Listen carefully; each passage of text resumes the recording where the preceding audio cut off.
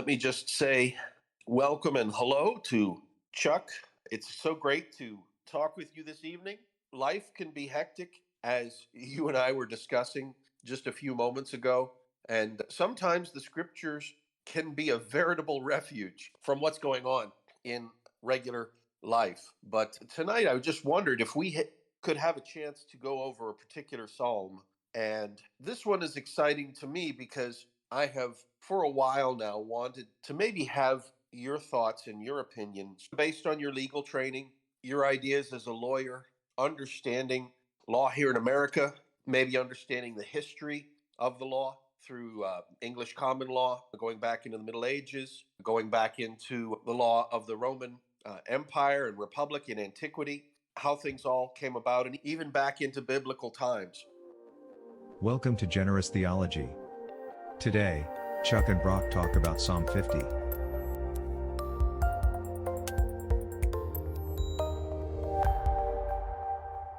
Because we have a chance to talk about a certain aspect of the law that the Christian take on it is so starkly different from what we're hearing now. And I think something special is maybe being lost in this modern shuffle, this modern recalibration around the human self, human flourishing, and the human instrument or vessel as the main means for measuring such things. And that's a little bit wordy there, but I hope we can unpack a little bit of that with this psalm as we read it through. And so it's Psalm chapter 50. So let me just give you a second to turn there. And without trying to sound too melodramatic, I tremble a lot when I read the scriptures. And I think this chapter is one of the ones that really makes me tremble, thinking about and considering the things that this chapter portrays about the Lord and about humankind and about our relationship with him, and really the peril facing sinful humankind and the stake for eternity. And so that's pretty important. And so maybe we could unpack this psalm together. I was hoping to just check with you about some of your ideas about some of the principles of law, justice, what it means in a legal sense to be an aggrieved party, maybe also, too, what it doesn't mean. And so there's just a lot of questions that I was hoping to talk with you about there. If it's okay with you, Chuck, we'll take a look at Psalm chapter 50 together. Psalm 50. Okay, I will read from the psalm, and what I'll do is I'll break the reading up. There's a good number of verses here, so I'll break the reading up. Probably I'll start just reading the first 6 verses and then just go through in chunks there. Let me just read. Let me change over to the NIV, and this is Psalm 50, Psalm 50. A psalm of Asaph, the mighty one, God, the Lord, speaks and summons the earth from the rising of the sun to where it sets. From Zion, perfect in beauty, God shines forth. Our God comes and will not be silent. A fire devours before him, and around him a tempest rages. He summons the heavens above and the earth that he may judge his people. Gather to me this consecrated people who made a covenant with me by sacrifice, and the heavens proclaim his righteousness, for he is a God of justice. Now, Chuck, those are just the first 6 verses, but I have to be honest with you. I'm already trembling because of the setting of this psalm, because of the way it brings into such stark relief the heavenly judge, God's relationship to us as lawgiver, as governor, as administrator. And even as Christians, sometimes there's a temptation to be familiar with God, maybe like he's our buddy. Just go up to him. And when I was a child, when I was a kid, me and my fellow playmates we'd grab each other by the head, we'd get each other in a headlock, and we'd take our knuckles and we'd rub the other guy's head while we had him in a headlock, and we called that giving them a noogie. I don't know if that's proper language to say now, but that's what we did as kids. And I feel sometimes, Chuck, that even we believers, even we who are Christians, sometimes can be familiar with God and overly familiar. Like he's just another playmate. You get him in a headlock you give them a noogie and then you laugh it up and you yuck it up. But we're 6 verses into this psalm, and I'm not getting any of that from this. And so, how does this first part strike you, and what's your idea about what this is building towards and where this is going to go? Yeah, it's amazing. When I heard these first verses, what comes to mind really, the concept that comes to mind is the fear of God. And there's a sense in which we no longer want to talk about the fear of God. And part of that may come out of an understanding that perhaps people today, when they think of fear, are thinking only of a certain kind of fear, right? A fear of an arbitrary God or a fear of an abusive God.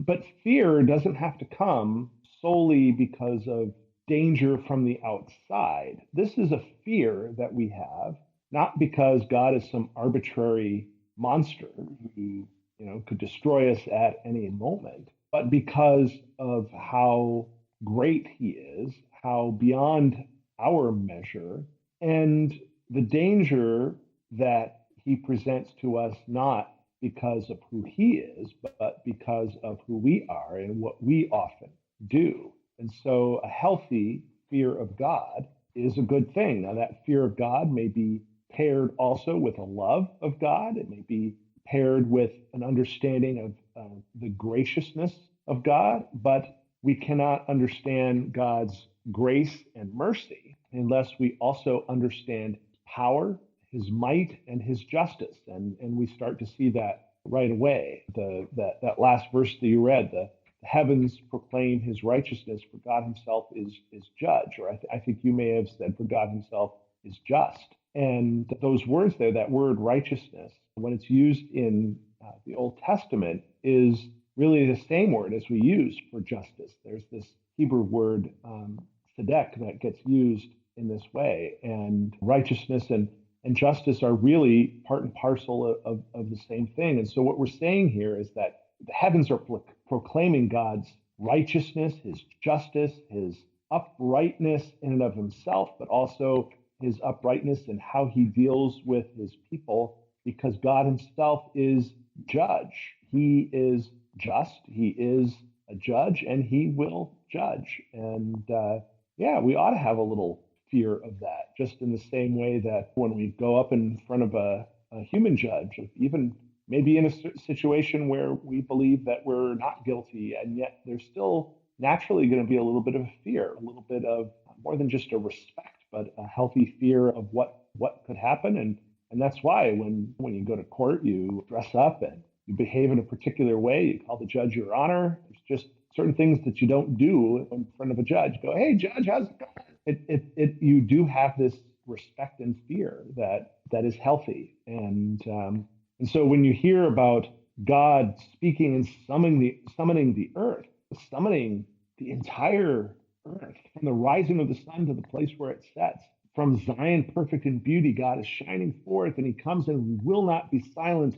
A fire devours before him. God, and when I see that, we think of how God would often appear in the Old Testament as a pillar of fire, for example, to the Israelites. Or I think of, there's the story I think in Exodus, where God appears to Moses, and Moses says, show me your glory. And God says, you can't handle my glory. But then he says, what I'll do is you go in this little cleft in the mountain and you hide your face in it, and then I'll pass by. But as I pass by, I'm going to put out my hand and I'm going to cover your face so that you're protected from my glory. But even then, even hidden in that rock and shielded, and even with my hand stretched out and protecting you from the full force of my glory, and even though I'm just going to pass by real quick, and it's only going to hit you head on for maybe, just a split second, even then, the impact that it had on Moses, then when he goes down and talks to the people and he's glowing, he's shining, he's like radioactive or something. And that's God as a devouring fire, this powerful fire. And then from there he summons the heavens above and the earth. And why does he do that? He does it so he can judge his people, a just judge who judges his people. And then we get into the gathering his consecrated ones, the ones who made a covenant with him by sacrifice, and God's righteousness in keeping those promises is there too. But yeah, really, I see so much here in this psalm just about the fear of God and how important that is. And I think that really sets the tone for what's coming. I think there's a reason why the psalmist here uses those first 6 verses to really set a tone of a fearsome God. Amen. Amen. That is so true, Chuck. We have every reason to love God. And we also have every reason to fear him in this godly sense that you're talking about, in this clean sense, wholesome way. And I think as we look at the next verses, we can see where the Lord is going to go with this. And frankly, it's heartbreaking because it deals with his very own people, the people whom he had separated and set apart to be special and unique among the nations, witnesses to his glory, witnesses to the world of his love and his kindness. And yet, we'll see that his very own people have gone into places that are dark and unwholesome. And rather than continue describing it, let me just read verses 7 through 13 here. Listen, my people, and I will speak. I will testify against you, Israel. I am God, your God. I bring no charges against you concerning your sacrifice or concerning your burnt offerings, which are ever before me. I have no need of a bull from your stall or of goats from your pens, for every animal of the forest is mine, and the cattle on 1,000 hills. I know every bird in the mountains, and the insect in the field are mine. If I were hungry, I would not tell you, for the world is mine, and all that is in it. Do I eat the flesh of bulls, or drink the blood of goats? Sacrifice thank offerings to God. Fulfill your vows to the Most High, and call on me in the day of trouble. I will deliver you, and you will honor me. And so I tremble here because I think of this, these first few verses in the second section here almost sound like there's no charge to be brought. What is God saying? He says, I bring no charges against you concerning your sacrifices or your burnt offerings. And then he goes on to talk about how, what is your bull to me that you sacrifice, or the goats? If I was hungry, would I need to come to you for food? Every animal in the forest belongs to God. He knows every bird in the mountains. The insects in the field are his. Chuck, that's something to think about. That mosquito that I swatted the other day, that belonged to God. And I have to give an answer to him for that. But so the thing is, he's saying that maybe in the formal sense, he's not bringing charges against these people for not carrying out the ceremonial aspects of the law, but for failing to relate to him properly anyway. And it's going to be the way in which that is that comes out that's going to be so scary, because Israel is God's people. Israel are the people who he has that special love for. And there's something very wrong here. And we're going to get to that next section first, but I just wanted to check in with you on this section and see, what were you thinking about when you heard these verses and you think about this? What's rumbling and gathering in your mind as you hear the buildup here for what's coming next?